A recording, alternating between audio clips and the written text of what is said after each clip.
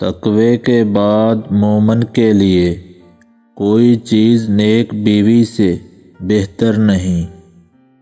سفید کپڑے پہنو اس لیے کہ وہ زیادہ پاکیزہ ہوتے ہیں۔ گھریلو جھگڑوں کی نجات کے لیے مجرب نسخہ یہ ہے کہ رہائش علیحدہ کر لی جائے۔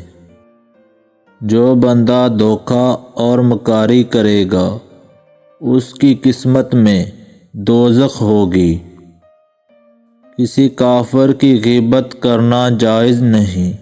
جس آدمی کے پاس کتاب ہے وہ کبھی اکیلا نہیں ہو سکتا۔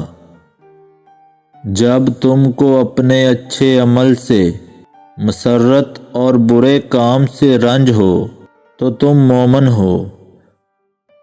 قبر آخرت کی منزلوں میں سے پہلی منزل ہے۔ کسی کو حقیر اور کمزور نہ سمجھو، کیونکہ راستے میں چھوٹا سا پتھر بھی آپ کو منہ کے بل گرا سکتا ہے۔ خوبصورت لوگ لازمی نہیں کہ اچھے ہوں، لیکن اچھے لوگ ہمیشہ خوبصورت ہوتے ہیں۔ ایک ہارا ہوا انسان ہارنے کے بعد بھی مسکرا دے تو جیتنے والا اپنی جیت کی خوشی کو کھو دیتا ہے۔